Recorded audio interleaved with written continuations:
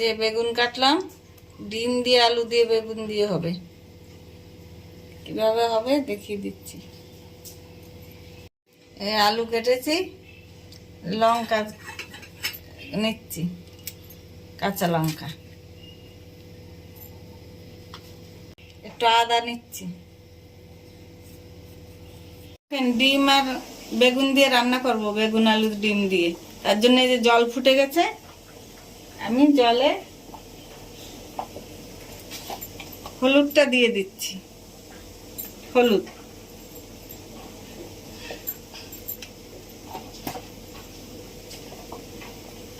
হলুদ,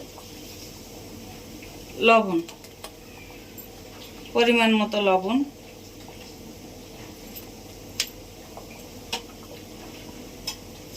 এবারে আমি এই বেগুন আলুটা আর এই কাঁচা লঙ্কা চেরা আছে দিয়ে দিচ্ছি।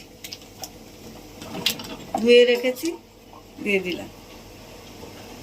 আমি এই যে জিরেটা ভেজে নিয়েছি, এই আদাটা বেটে নিয়েছি, আর নেব কটা গোলমরিচ। এই যে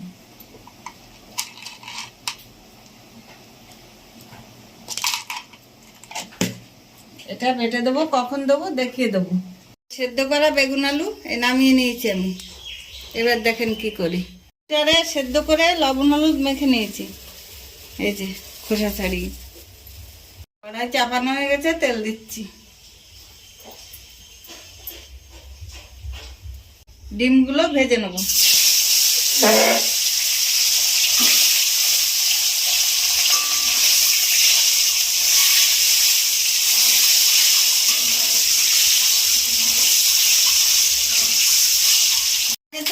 এই তেলে আমি আদাটা দিয়ে দিলাম।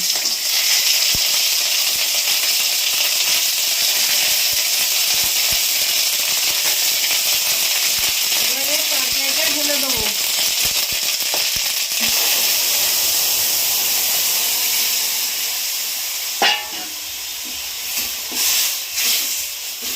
দেখেন অল্প তেলে রান্না হয়ে যায়। এইভাবে রান্না করলে বেশি তেলও লাগে না, খেতেও ভালো, পেটের পক্ষেও ভালো। দেখেন এই জিরে ভাজা, গোলমরিচ নিয়েছিলাম, আর এর সাথে এই ঝোলের লঙ্কা, সেদ্ধ করা লঙ্কা, সেদ্ধ তরকারি লঙ্কা তুলে নিয়েছি, বেটে দেবো। এই দেখেন তরকারিতে ডিমের আর বেগুনে কি সুন্দর ফুটছে। মশলা বেটে নিয়েছি, ভাজা জিরে, গোলমরিচ আর লঙ্কা, সেদ্ধ লঙ্কা, তরকারি থেকে তুলে নিয়েছিলাম লঙ্কা, সে লঙ্কা।